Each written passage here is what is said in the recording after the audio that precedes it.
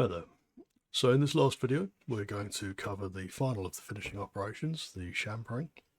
So to do so, let's start out by adding a new folder, a group, and we are going to rename this, and let's do the logical thing and call it chamfering.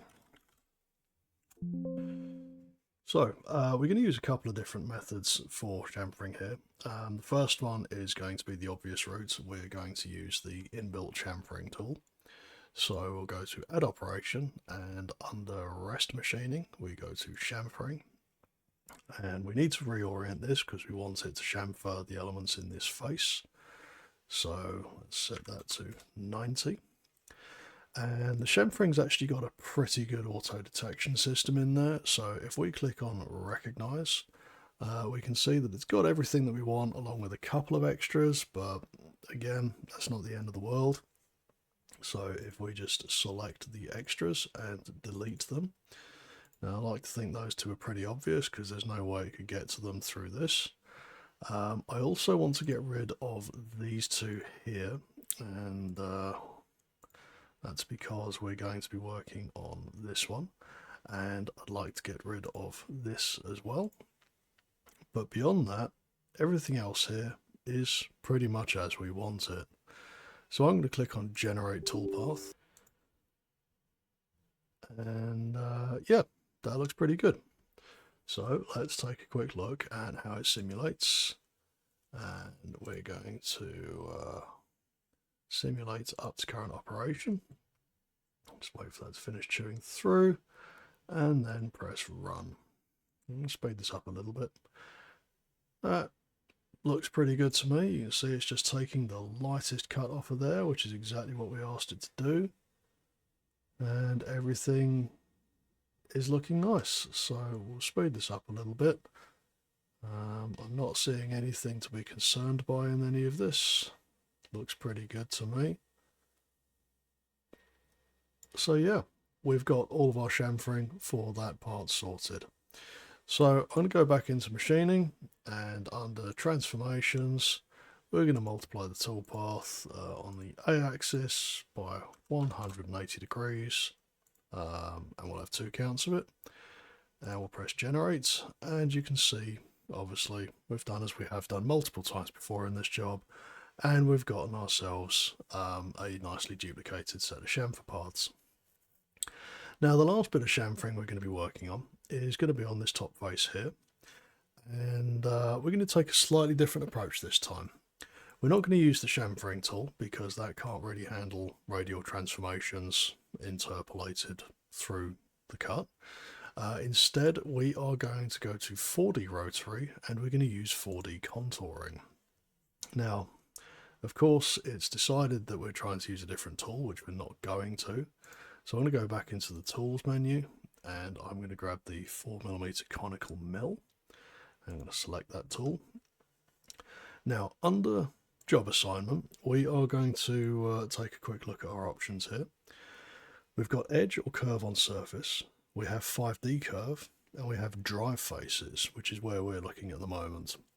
Edge curve on surface is very much as one would expect. It's typically either an edge or a curve artifact, usually on something cylindrical. 5D curves, again, that's a manually driven, more complicated curve, typically best applied on more cylindrical surfaces than this. Again, that is something that you can, of course, pretty much bend to your will if needs be. But for the sake of ease of use, we're going to use drive faces here.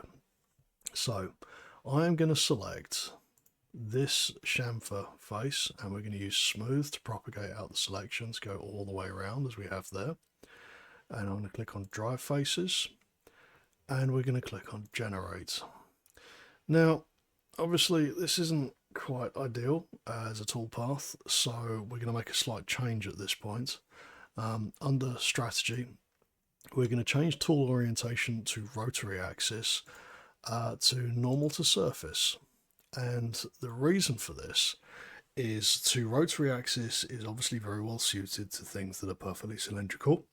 However, because this is a little bit more rectilinear than that, Normal to surface means that we can make full use of X and Y translation at the same time, as well as Z translation if required. So that's what this is doing in this instance. So if we simulate this now, and we'll run it a bit slow so you can see what I'm on about here. And if we click on run at this point, so once it's pulled away and come back, you'll see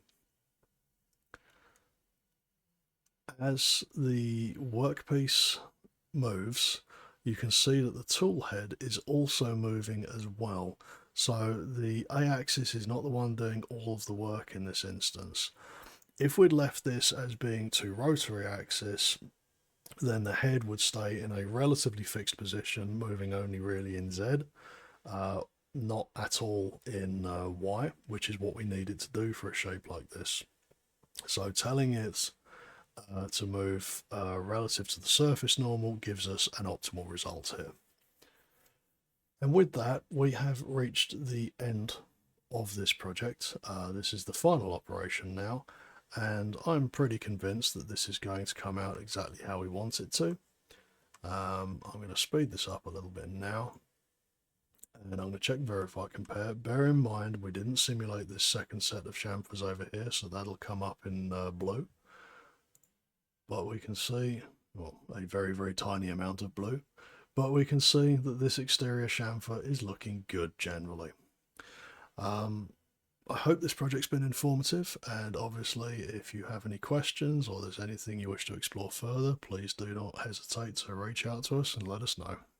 Thanks for your time.